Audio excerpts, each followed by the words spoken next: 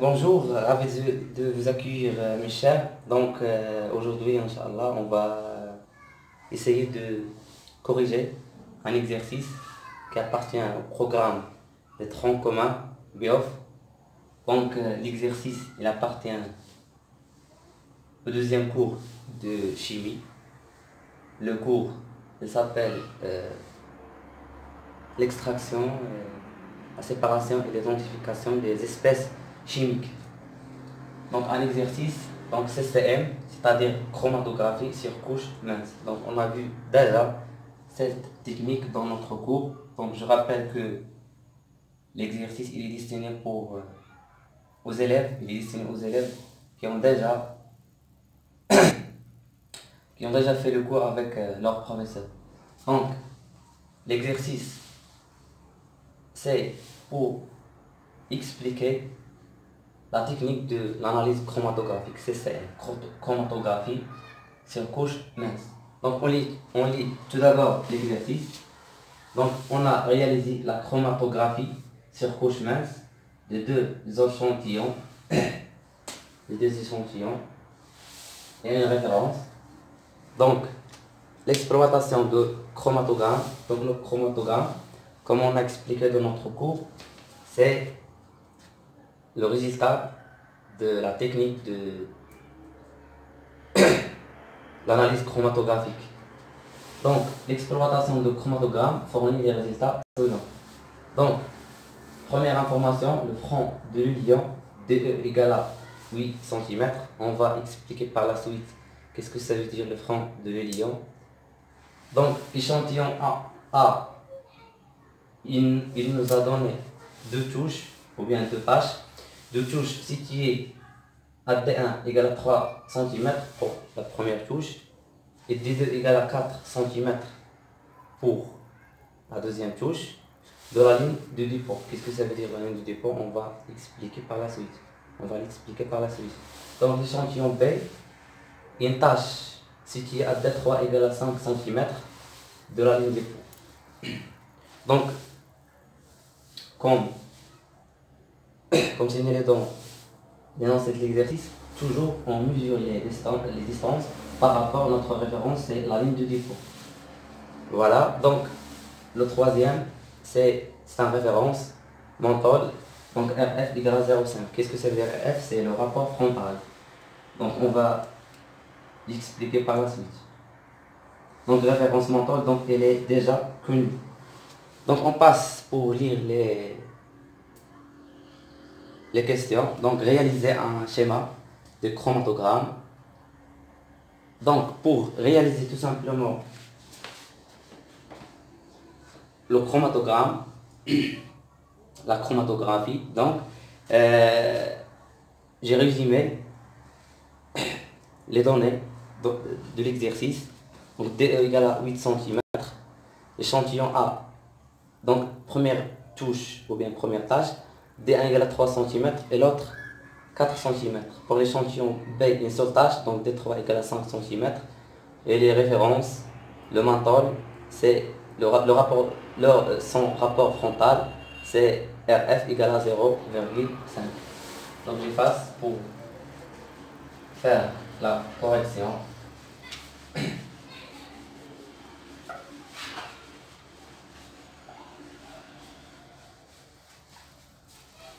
Donc tout simplement, premièrement, donc pour faire un schéma de chromatogramme, je dessine comme ça.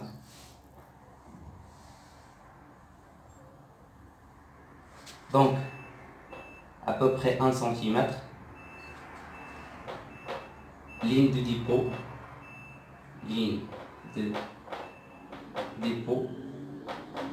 Qu'est-ce que ça veut dire la ligne de dépôt? Tout simplement, c'est la ligne, comme on a vu dans notre cours, où on met les échantillons grâce à l'utilisation des pipettes. Donc, dans notre cas, on a échantillon A, échantillon B, donc ils ne sont pas connus. Le référence, le menthol, il est connu. Donc, qu'est-ce qu'on a fait? Donc, A, Donc deux tâches, D1 et D2. Donc on a le front de lion 8 cm. Donc 8 cm. Voilà 8 cm. C'est le grand H. Ici c'est le front de lion. Front de lion. Tout simplement, grand H ou bien le front de lion, c'est le niveau atteint par l'ilion. Donc c'est la donc 8 cm, c'est la différence entre la ligne du dépôt où on met les échantillons et le niveau atteint par l'ilion. Donc pour A, il nous a donné 3 cm et 4 cm de tâche. Donc 3 cm, donc j'ai pas une règle pour dessiner, donc je peux prendre approximativement donc 3 cm. Donc la première tâche 3 cm, deuxième tâche 4 cm, donc 3 cm. Pour l'autre 4 cm. Donc, vous pouvez utiliser une règle pour l'autre 4 cm. Pour l'échantillon B, il nous a donné D3, une seule tâche ou bien touche. Donc D3 égale 5 cm. Donc on mesure toujours par rapport à la ligne du dépôt. Donc l'autre c'est 5 cm. Je peux utiliser d'autres couleurs. Donc l'autre 5 cm à peu près ici, voilà, une seule tâche. Mais pour le menton, donc le rapport frontal égal à 0,5. Le problème ici c'est on n'a pas les distances. Donc pour savoir cette distance, on applique une relation du cours qui est RF égale à petit h, c'est grand H. Grand H, on a deviné déjà, grand H, c'est la différence entre la ligne du dépôt et le front de l'ilion, le niveau atteint par l'ilion. Donc, qu'est-ce qui reste? Petit h. Donc le petit h, tout simplement, voilà petit h. Donc petit h, et notre h, et notre h. Petit h, c'est la différence entre la ligne du dépôt et le niveau atteint par les tâches. Voilà, tout simplement. Donc ici, on a le rapport frontal égal à 0,5 pour le menton. Donc RF égale à 0,5. Donc H, elle est déjà connue. Donc c'est le front de l'ilion égal à 8 cm. Donc on peut avoir tout simplement petit h. Donc le petit h égale à 0,5 multiplié grand H. Donc 0,5 multiplié grand H 8 cm, donc 0,8 multiplié 8 égale à 4. N'oubliez pas l'unité, donc on parle, ou bien on utilise les centimètres, donc petit h 4 cm. Et pour l'unité du rapport frontal, donc centimètre sur centimètre, donc est exprimé sans unité. Voilà. Donc après l'utilisation de cette définition, on a connu le petit h. Donc le petit h égale à 4 cm pour l'autre, pour le menton. Donc pour le menton, 8 cm. Allez, il est à peu près ici. N'oubliez pas que le niveau de la première tâche, elle est comme le niveau de la tâche du menton. Voilà, 4 cm, 4 cm. Non, je vais faire une erreur. Donc, la première c'est 3 cm. La première est 3 cm, donc c'est pour l'autre 4 cm, donc elle est à peu près ici. Voilà. Donc 3 cm, 4 cm pour les deux tâches qui sont en bleu, et pour la tâche en rouge, donc le niveau c'est 5 cm. Voilà. Donc on peut dessiner la hauteur. Donc la première 3 cm, la deuxième 4 cm, 4 cm, et la tache en rouge c'est 5 cm. Voilà, donc on a réalisé ce qu'on appelle un schéma des chromatogrammes. Donc c'est la question, réaliser un schéma de chromatogramme. Je dois montrer la ligne du dépôt, donc 1 cm, presque la hauteur 1 cm environ. Donc je dois aussi montrer le front du lion et les tâches. Donc les tâches, ça dépend de l'échantillon qu'on a utilisé. Voilà, voilà la première question.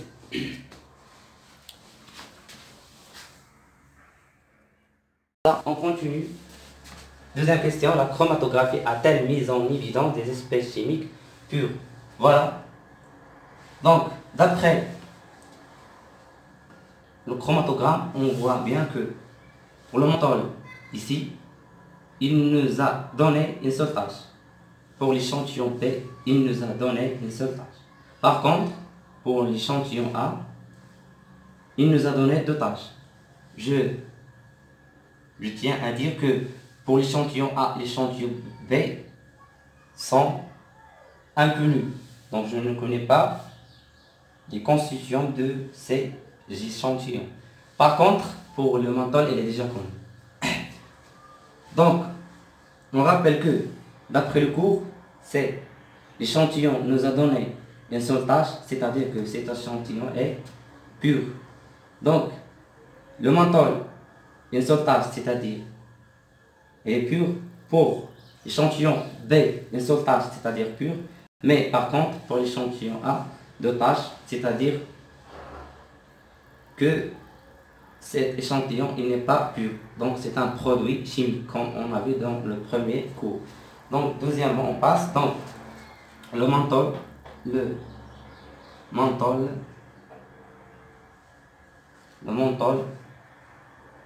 a donné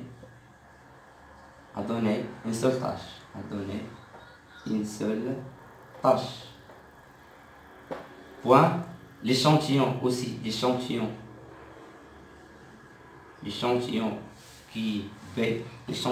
B a donné une seule tâche. Point. Donc B et le menthol sont des espèces chimiques pures, tout simplement. Voilà, parce que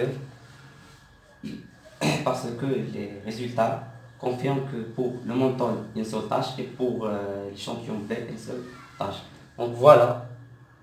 Donc cette information, elle est nécessaire pour savoir les échantillons, est-ce qu'ils sont purs ou non. Donc une seule tâche, c'est-à-dire pure, deux tâches minimum, c'est-à-dire deux tâches, trois tâches, confirment que ces échantillons ne sont pas purs. Donc ce sont des produits chimiques comme on a vu dans le premier cours de la chimie.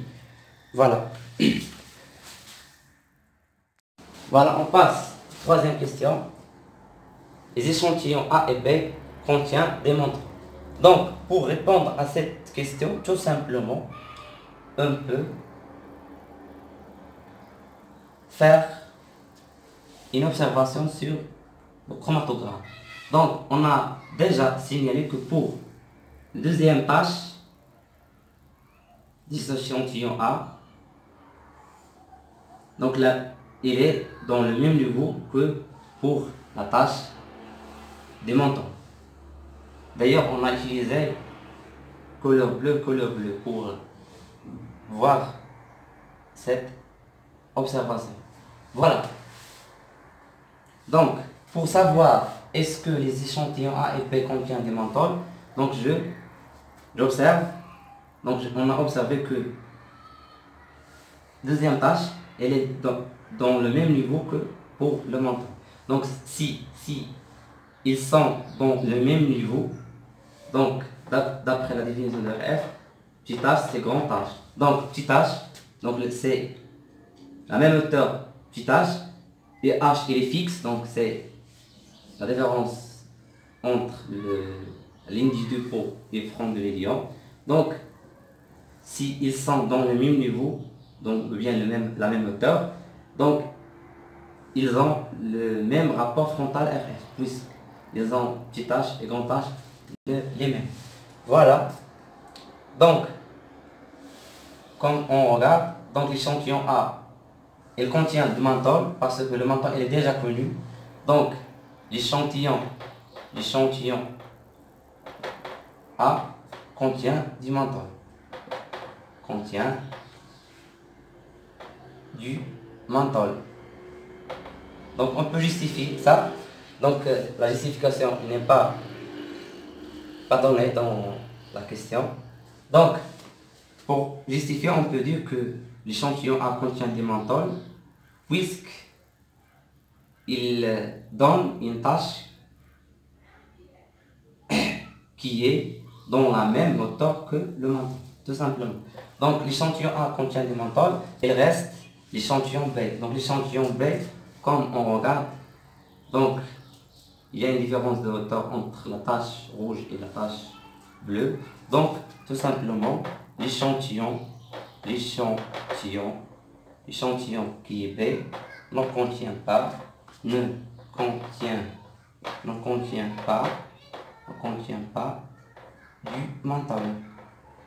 contient pas du menthol. Tout simplement, donc pour résumer cette technique, ou bien le but d'utiliser cette technique. Donc, dans la deuxième question, on a déduire que pour le menthol et l'échantillon B, ils sont purs puisqu'ils donnent une seule tâche. Donc, premier but de l'utilisation de la technique d'analyse chromatographique. Le deuxième but, c'est dans la question 3. Donc, on a conclu que l'échantillon A, il contient des menthols à partir de comparer la différence de hauteur. Et aussi pour B, on a conclu qu'il ne contient pas les menthols. Donc, pourquoi on utilise la technique d'analyse chromatographique? Tout simplement pour savoir est-ce que les échantillons, est-ce qu'ils sont purs ou non. Et aussi pour savoir les constituants des espèces ou bien des échantillons inconnus. Donc A et B, ils sont déjà inconnus, mais l'information qu'on a trouvée, c'est que l'échantillon A, il contient des menthols, pour la deuxième tâche, il contient aussi une seule tâche qui est inconnue. Voilà. Donc, je tiens à dire aussi que il y a des cas où les tâches ne sont pas visibles. Donc, dans notre cas, ils sont visibles. Dans notre cas, ne sont pas visibles. Donc, pour trouver une solution de ce problème, on peut utiliser ce qu'on appelle des techniques de révélation pour voir bien, ou bien pour bien visualiser les tâches, comme l'utilisation des ultraviolets et l'utilisation aussi de la solution de permanganate de potassium ou bien le diode. Vous pouvez réviser le cours pour bien voir ces choses-là. Donc, à la fin,